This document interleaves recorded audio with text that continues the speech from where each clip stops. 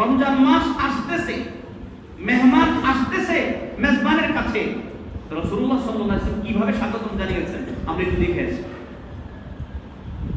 রাসূলুল্লাহ সাল্লাল্লাহু আলাইহি ওয়াসাল্লাম দুটোভাবে স্বাগতম জানিয়েছেন, কর্মকাণ্ডের মাধ্যমেও আর কথার মাধ্যমেও, মৌখিক, বলে বলেও, করে করেও। মেহমানকে কয়ভাবে স্বাগতম জানিয়েছেন রাসূলুল্লাহ সাল্লাল্লাহু আলাইহি ওয়াসাল্লাম? দুই ভাবে, কথা বলেও আবার কাজকর্মের মাধ্যমে। কাজকর্মের মাধ্যমে রাসূলুল্লাহ সাল্লাল্লাহু আলাইহি ওয়াসাল্লাম কিভাবে স্বাগতম জানিয়েছেন? শাবান মাস বেশিরভাগ সময় হুজুর সাল্লাল্লাহু আলাইহি ওয়াসাল্লাম রোজা রাখতেন। বেশিরভাগ সময় কি রাখতেন? রোজা রাখতেন। এটা হলো রমাদান নামক মেহমানের স্বাগতম জানানো কিসের মাধ্যমে? কাজের মাধ্যমে। রাসূলুল্লাহ শাবান আসলে কোরআন পড়তেন, রাসূলুল্লাহ শাবান আসলে রাত জেগে ইবাদত করতেন। এই সব রমজান নামক মেহমানের স্বাগতম জানানো হচ্ছে কিসের মাধ্যমে? কর্মের মাধ্যমে। আর রাসূলুল্লাহ সাল্লাল্লাহু আলাইহি ওয়াসাল্লাম রমাদান নামক মেহমান আসতেছেন, একে স্বাগতম জানাতেন বলার মাধ্যমে। বলার মাধ্যমে। আমি যে হাদিস পড়েছি, রাসূলুল্লাহ সাল্লাল্লাহু আলাইহি ওয়াসাল্লাম বলেছেন, আতাকুম রমাদান শাহরুল মুবারাক। তোমাদের কাছে একটি গুরুত্বপূর্ণ মাস আসতেছে, পবিত্র মাস আসতেছে। ওই পবিত্র মাস কেমন মাস? যে ওই মাস আসতেই আল্লাহ রাব্বুল আলামিন জান্নাতের দরজাগুলো খুলে দিবেন, জাহান্নামের দরজাগুলো বন্ধ করে দিবেন। একজন মুমিনের পরিচয় হলো যে সে তার মেহমানের হক আদায় করে। মুমিনের পরিচয় হলো সে তার মেহমানের কি করে? হক আদায় করে। তাহলে আসুন একজন মেহমানের হক কি? কয়টা হক? তার আগে বুঝেন মেহমান দুই ধরনের, এক হলো রূহানি আর এক হলো জিসমানি। শারীরিক ভাবে কোন মেহমান আসতেছে, আপনি দেখলেন শারীরিক তার একটা বডি আছে, তার একটা পরিচয় আছে, তার কি হোল্ডিং নম্বর আছে, সব আছে, এই একটা মেহমান, শারীরিক মেহমান। আর এক হলো রূহানি, আত্মিক মেহমান, অর্থাৎ যেই মেহমান এসে আপনার আত্মার কি করে? খোরাক জন্মায়। যে মেহমান এসে আপনার আত্মাকে পরিশুদ্ধ করে, আমার আত্মাকে পরিশুদ্ধ করে, এটাও একটা মেহমান। আপনি একজন মুমিন হিসেবে আপনার কি উচিত না এই মেহমান বাড়িতে আসার আগে আগেই এই মেহমানের 3 হক আদায় করার ব্যাপারে এখান থেকে অঙ্গীকারবদ্ধ হওয়া উচিত কি না বলেন? এই মেহমানের 3 হক আদায় করা। 1 নম্বর স্বাগত জানানো। আপনারা জেনে থাকবেন যে স্বাগত জানানো কয়ভাবে হয়? 2 ভাবে হয়। 2 ভাবে হয়। এক হলো এমন মেহমান আসতেছেন যে মেহমান আপনার আত্মীয় স্বজনের অন্তর্ভুক্ত, আপনার ছোট ভাই। আপনি কি তাকে আগে আনার জন্য কমলাপুর স্টেশনে যাবেন? না যাওয়া স্বাভাবিক। কিন্তু আপনার শ্বশুর আসতেছেন, বৃদ্ধ মানুষ, হাতে কয়টা কি থাকবে? বোঝা থাকবে, তো আগে যাবেন কিনা? তো কোন মেহমানকে দেখা যায় স্বাগত জানানো হয় সে বাড়ির দরজায় আসলে পরে, আর কোন মেহমানকে স্বাগত জানাতে হয় এয়ারপোর্টে গিয়ে। এটা মেহমানের গুরুত্ব বুঝে, তাই না? মেহমান যে টাইপের হন তার গুরুত্বটা যেরকম হয় তার স্বাগতমের পদ্ধতিটাও কি হয়? ওরকম হয়। তো রমজানের 1 নম্বর হক, রমজান মেহমান, আমরা মেজবান। আমরা কি ভাই? মেজবান। রমাদান কি? মেহমান। একটু বলেন, রমজান কি আমাদের কাছে? মেহমান। আমরা কি? মেজবান। মেহমানের জন্য, মেজবানের জন্য মেহমানের কয় হক আদায় করা জরুরি? 3 হক। 1 নম্বর হলো স্বাগতম জানানো।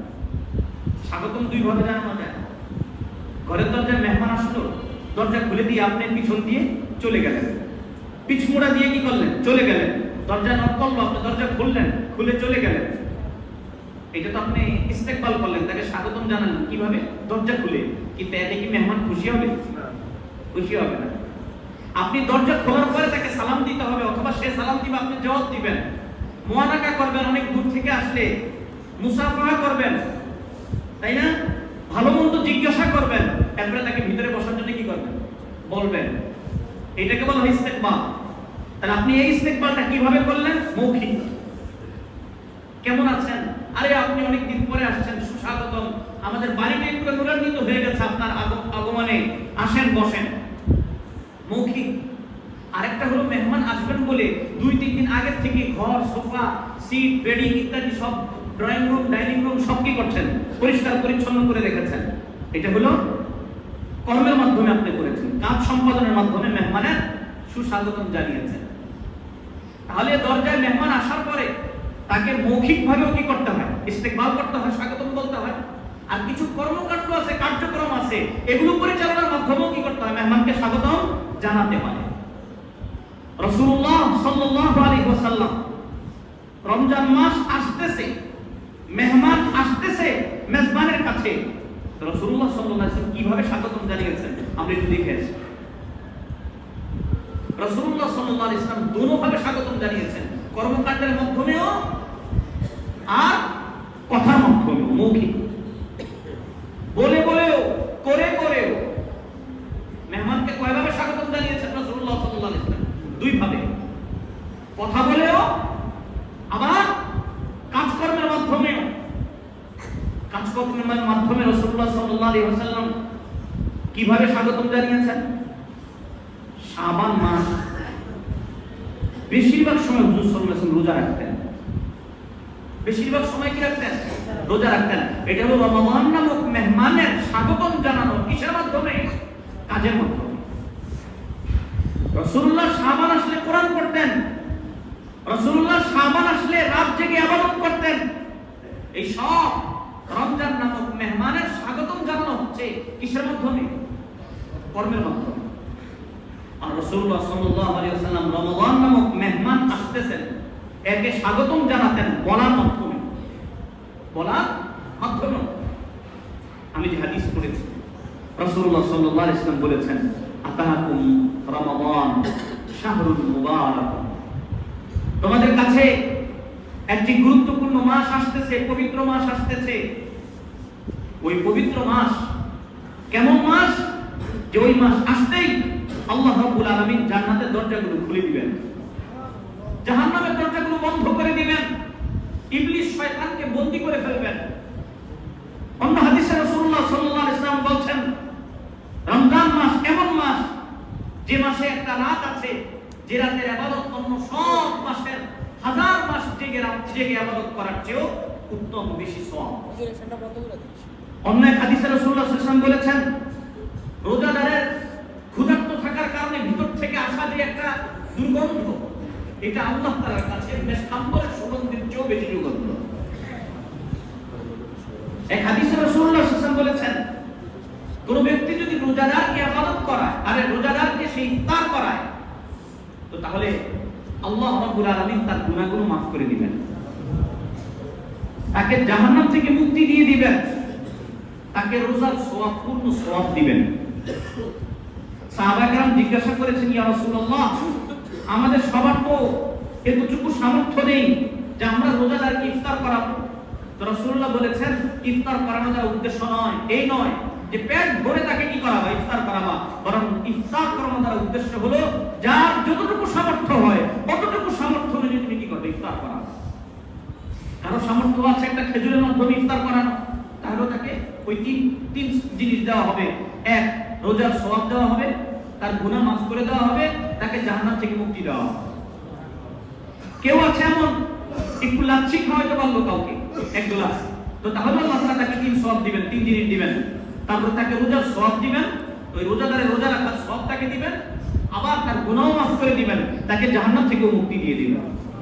কেউ যদি একটু শরবত পান করাতে পারে কাউকে, অথবা এক গ্লাস পানি দিতে পারে, পানি দিয়ে ইফতার করাতে পারে, পেট ভরানোর মতো সামর্থ্য তার নাই, শুধু কি করতে পারে, পানি দিয়ে ইফতার করাতে পারে, তবুও আল্লাহ তাআলা তাকে ওই তিন নিয়ামত দিবেন, ওই রোজাদারের রোজা রাখার সওয়াব দিবেন, এবং তার গুনাহগুলো মাফ করে দিবেন, এবং সেই সাথে সাথে তাকে জাহান্নাম থেকে মুক্তি দিবেন। তখন রাসূলুল্লাহ সাল্লাল্লাহু আলাইহি ওয়াসাল্লাম বলছেন, রমজান মাসে মেহমান আসছে, তো মেজবান হিসেবে মেহমান কি করছেন? কথার মাধ্যমে, বলার মাধ্যমে তাকে স্বাগত জানাচ্ছেন। তখন রাসূলুল্লাহ সাল্লাল্লাহু আলাইহি ওয়াসাল্লাম বলছেন, রমজান মাসে কেউ যদি তার কাজের লোকের উপরে চাপ কমিয়ে দেয় শুধু রোজার খাতিরে, তাহলে আল্লাহ রাব্বুল আলামিন তাকে জান্নাত থেকে মুক্তি দিবেন। তাহলে এগুলো সব হলো রাসূলুল্লাহ সাল্লাল্লাহু আলাইহি ওয়াসাল্লামের এই সবগুলো কথা হলো রমজান নামক মেহমান আসায় তাকে স্বাগতম জানানো। কিসের মাধ্যমে? কথার মাধ্যমে, বলার মাধ্যমে। তো তাহলে যে মাস আসতেছে, এই মাস তো মেহমান, আমরা তো মেজবান। মেজবানের জন্য মেহমানের হক কয়টা? তিনটা। এক নম্বর হলো ইস্তেকবাল, স্বাগতম জানানো। এই স্বাগতমটা কয়ভাবে জানানো? দুই ভাবে, বলার মাধ্যমেও আমলের মাধ্যমেও। বলার মাধ্যমে যখন রাসূলুল্লাহ বললেন সাল্লাল্লাহু আলাইহি ওয়াসাল্লাম, শাবান মাস নয়, শাবানের আগে রজব আসলে রাসূলুল্লাহ সাল্লাল্লাহু আলাইহি ওয়াসাল্লাম রমজান মাসে কি করতেন? মেহমান আসতেছে তার কথা বলতে থাকতেন, আল্লাহুম্মা বারিক লানা ফি রজব ওয়া শাবান ওয়া বাল্লিগনা রমাদান। বলতেন কিনা? কোথায় বলতেন? রজবে। অথচ এখনো রমজানের কত মাস বাকি? 2 মাস বাকি। তো রাসূলুল্লাহ রজবে এই দোয়া করে রমজান নামক মেহমান আসার স্বাগত জানান। কিসের মাধ্যমে? বলার মাধ্যমে। মুহতারাম মুসলিয়ানে کرام, রাসূলুল্লাহ সাল্লাল্লাহু আলাইহি ওয়াসাল্লাম যার কারণে এই পৃথিবীটা সৃষ্টি করা হলো, যার কারণে আকাশটাকে উঁচা করা হলো, যার কারণে জমিনটাকে সমতল করা হলো, যার কারণে সমুদ্রের পানি চলার অনুমোদন পেল, যার কারণে সমস্ত নবীরা নবুয়ত পেলেন, যার কারণে আমরা পৃথিবীর চেহারা দেখতে পেলাম, তিনি যদি রমজান মাস আসার 2 মাস আগ থেকেই বলার মাধ্যমে এবং আমলের মাধ্যমে রমজান মাসের স্বাগতম জানাতে পারেন, রমজান মাস আসতেছে এই কারণে আগের থেকে প্রস্তুতি গ্রহণ করতে পারেন, তাহলে আমি আপনি যার সকালে গুনাহ, বিকালে গুনাহ, দুপুরে গুনাহ, ঘরে গুনাহ, বাজারে গুনাহ, মসজিদে গুনাহ, বাহিরে গুনাহ, কথায় গুনাহ, শোয়ায় গুনাহ, দেখায় গুনাহ, শোনায় গুনাহ, বলায় গুনাহ, ধরায় গুনাহ, স্পর্শে গুনাহ, চলতে গিয়ে গুনাহ, যাদের গুনাহে জর্জরিত তাদের কি রমজানের জন্য আগের থেকে প্রস্তুতি নেওয়া দরকার নেই? রাসূলুল্লাহ যার কারণে আকাশ চাঁদ দেখেছে, রাসূলুল্লাহ যার কারণে সূর্য আলো দেখেছে, রাসূলুল্লাহ যার কারণে আগুনে আগুন জ্বালানোর ক্ষমতা দেখেছে, রাসূলুল্লাহ যার কারণে সমুদ্রের পানি প্রবাহিত হওয়ার যোগ্যতা অর্জন করেছে, রাসূলুল্লাহ যার কারণে পৃথিবীতে আগত সমস্ত নবী রাসূল নবুয়ত এবং রিসালাত পেয়ে সম্মান অর্জন করেছেন, যার কারণে আপনি আমার মতো এত নাখান্দা এবং গুনাহগার গুনাহে জর্জরিত মানুষগুলো পৃথিবীর চেহারা দেখতে পেরেছি, সেই সত্তা যদি সকাল বিকাল রাত্র দিন রাত জেগে থেকে রমজান আসার 2 মাস আগ থেকে রজব মাস থেকে রমাদানের প্রস্তুতি নিতে পারেন, আমরা যারা আমাদের জীবনে গুনাহে জর্জরিত আমরা কি প্রস্তুতি নিতে পারি না? তাহলে রমজান আমাদের কাছে কি হিসেবে আসতেছে? আমরা কি মেজবানের কয় হক? মেহমানের জন্য 3 হক। 1 নম্বর হলো তাকে স্বাগত জানানো। স্বাগত কয় ভাবে জানানো যায়? 2 ভাবে, বলার মাধ্যমেও করার মাধ্যমে। আমরা এখন করব আর আরেকজনকে বলবো, তাহলে আমরাও স্বাগত জানালাম কিসের মাধ্যমে? বলার মাধ্যমে এবং করার